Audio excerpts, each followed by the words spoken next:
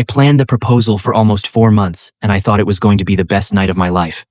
I picked the ring myself. I talked to her mother behind her back to get her blessing, and I even asked her best friend what kind of speech would make her cry the good kind of tears. Everything was perfect. Her whole family was there. My parents drove 3 hours just to see it happen.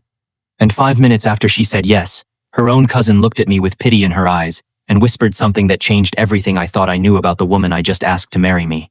Before I tell you what happened that night, let me take you back to where this whole story started, because you need to understand how deep I was in before I tell you how far I fell. Her name doesn't matter for this story, so I'll just call her Rachel. I met Rachel almost 3 years ago through a mutual friend at a backyard barbecue that I almost didn't go to. She was funny and warm, and she had this way of making you feel like you were the only person in the room worth talking to. Within a few months, we were basically living together, even though we still kept our own apartments for the paperwork. Her family loved me from the very first dinner. Her mother used to introduce me as her son before Rachel and I were even close to engaged. Her father taught me how to grill the way he liked it. Her little cousins used to fight over who got to sit next to me at holidays. I felt like I had found not just a girlfriend, but an entire family that actually wanted me around. Looking back now, there were small things that should have made me pause.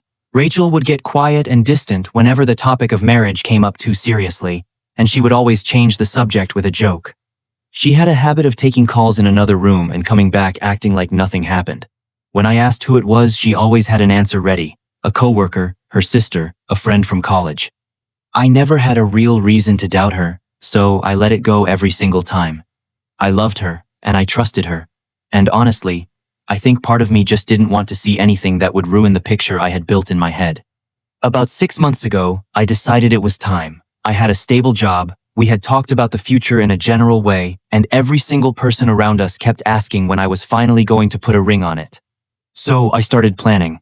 I saved up for almost 5 months to get a ring that I thought she would love, something simple but elegant, nothing flashy because that wasn't her style.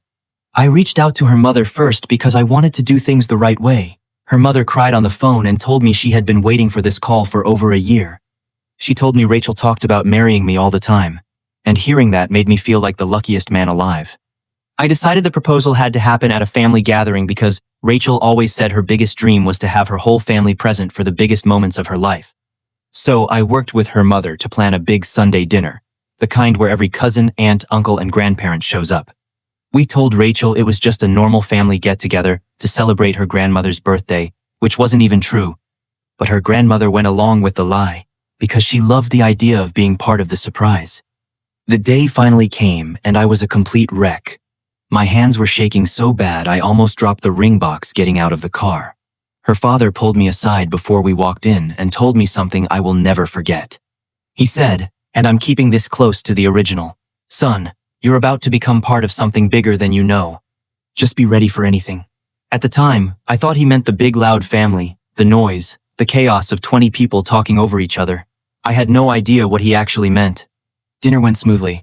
Rachel had no clue what was coming. Around 8 in the evening, right after everyone finished eating, I stood up and asked for everyone's attention. My voice was shaking so bad that my own mother told me later she almost started crying just from hearing me try to get the words out. I got down on one knee in front of her entire family, in front of the same people who had welcomed me like their own blood for 3 years, and I asked Rachel to marry me. She said yes. She cried, I cried, her mother screamed so loud that the neighbors probably thought something was wrong. Everyone clapped and hugged us, and for about 5 minutes I felt like the happiest man on earth. I remember thinking to myself that this was it. This was the moment my whole life had been building toward. Then her cousin Melissa, who had been drinking a little more than everyone else that night, pulled me aside while Rachel was busy showing off the ring to her aunts. Melissa had this look on her face like she was carrying something heavy and couldn't hold it anymore. She grabbed my arm and said, "Please don't hate me for saying this, but somebody needs to tell you before you go through with this." My stomach dropped instantly. I asked her what she meant, and she looked over her shoulder to make sure Rachel wasn't close enough to hear. Melissa told me that 2 weeks earlier, Rachel had a long phone call with her old boyfriend, the one she dated right before we met, and Rachel told him she still wasn't sure marrying me was the right move because part of her never fully let go of what they had. Melissa said Rachel cried on that call and told him she loved him too but felt trapped because everyone, including her own family, expected her to marry me now that we had been together this long. I stood there, frozen, holding a glass of champagne I couldn't even taste anymore, while the woman I just proposed to was laughing across the room with a brand new ring on her finger. My chest felt tight and my ears started ringing. I wanted to believe Melissa was exaggerating or drunk or confused, but something about the way she said it made my whole body go cold. Because deep down I already knew about the quiet phone calls and the sudden mood changes whenever marriage came up, and this finally explained all of it. I didn't say anything right away. I walked back into the living room where everyone was celebrating, and I watched Rachel from across the room like I was seeing her for the first time. She caught my eye and smiled at me, that same warm smile that made me fall for her 3 years ago, and for a second I almost convinced myself to forget what I just heard. But I couldn't, not after everything her family had done to help me pull this off, not after her father's strange warning before we walked in. Not after 5 minutes of being the happiest man alive followed by 5 minutes of feeling like the biggest fool in the room. So about 20 minutes after the proposal, while everyone was still eating cake and taking pictures, I asked Rachel to step outside with me for a minute. She thought I wanted a quiet moment together, just the two of us, away from the noise. Instead, I asked her one simple question. I asked her if she had talked to her ex-boyfriend 2 weeks ago and told him she wasn't sure about marrying me. Her face changed instantly. She went pale and her mouth opened, but nothing came out for a few seconds. That silence told me everything I needed to know before she even said a single word. She finally admitted it was true, but she said it wasn't what it sounded like. She said she was scared and confused, and that talking to her ex was just her way of working through old feelings before fully committing to me.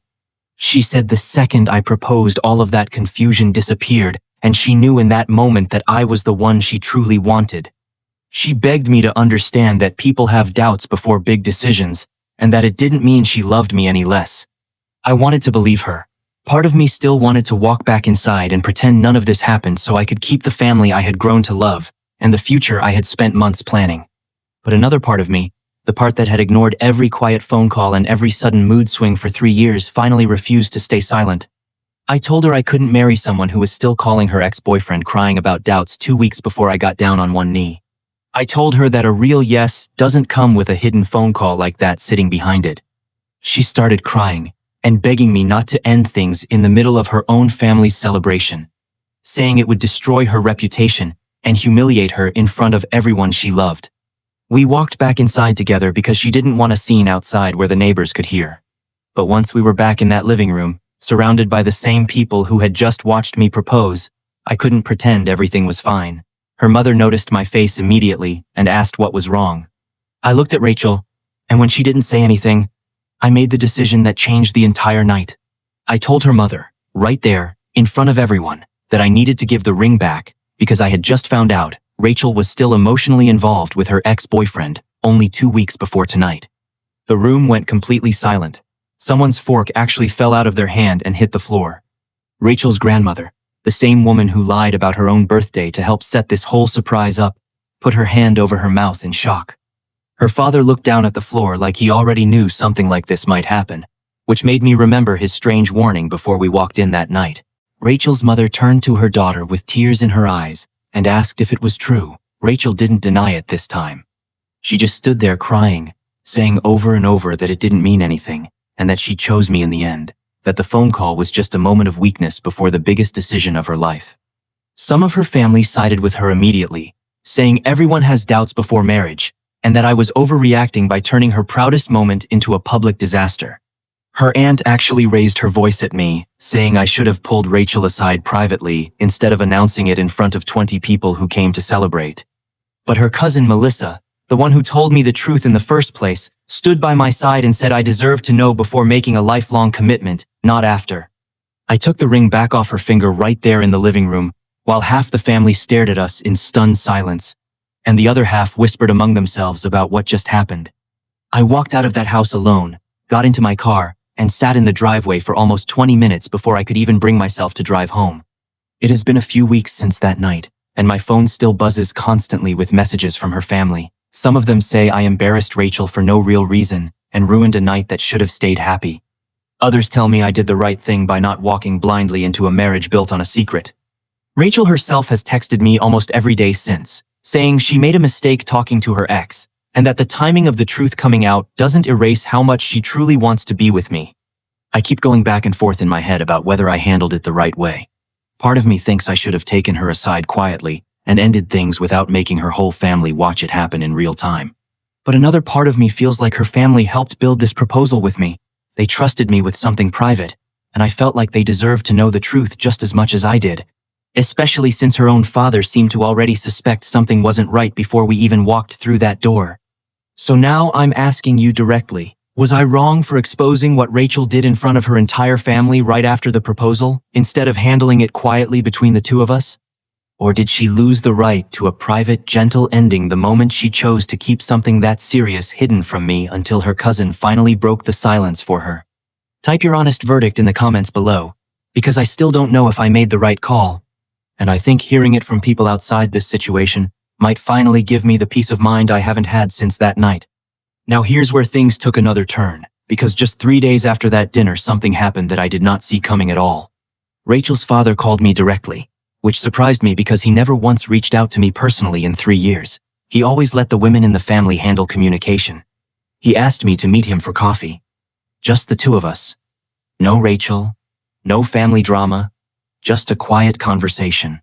I almost said no, because I wasn't sure I could sit across from him without feeling like a failure who ruined his daughter's big moment. But something in his voice told me this wasn't about scolding me, so I agreed. We sat down, and for the first few minutes neither of us said much. Then he finally looked at me and said something that made my entire understanding of that night flip upside down.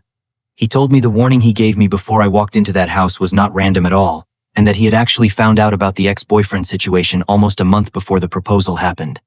He said he tried talking to Rachel about it privately, telling her she needed to be honest with me or call off the whole thing.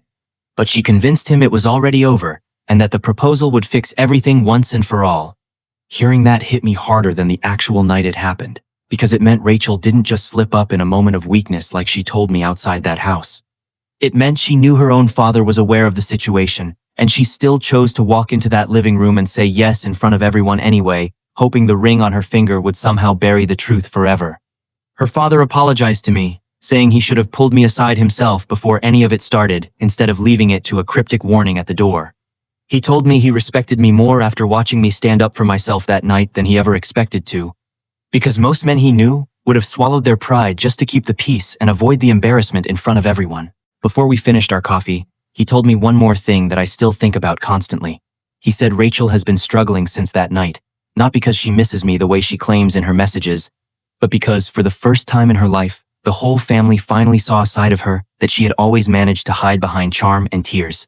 He said some relatives who used to defend her without question are now a lot quieter around her, and her mother barely speaks to her about anything beyond the basics. A part of me expected to feel some kind of victory hearing all of this, like proof that I made the right choice that night. Instead, I mostly just felt tired, and a little sad. Because none of this new information brought back the 3 years I spent building a life with someone who was willing to let her own father stay silent just to protect her secret. So now, the story has a second layer to it. It wasn't just Rachel keeping something from me in the moment. Her own father knew ahead of time and chose quiet warnings over full honesty until the damage was already done in front of everyone. That leaves me with a harder question than the one I first asked you. Should I even be upset with her father for staying mostly silent when he clearly cared enough to warn me in his own indirect way? Or does knowing everything he knew and still letting the proposal happen make him just as responsible for how badly that night ended? Let me know what you think down in the comments, because this family situation clearly runs deeper than one dinner table and one ring. And honestly, I'm still trying to figure out who I can trust in that family circle, if anyone at all. If this story kept you hooked until the very end, hit subscribe, because there is a new story just like this one waiting for you every single week.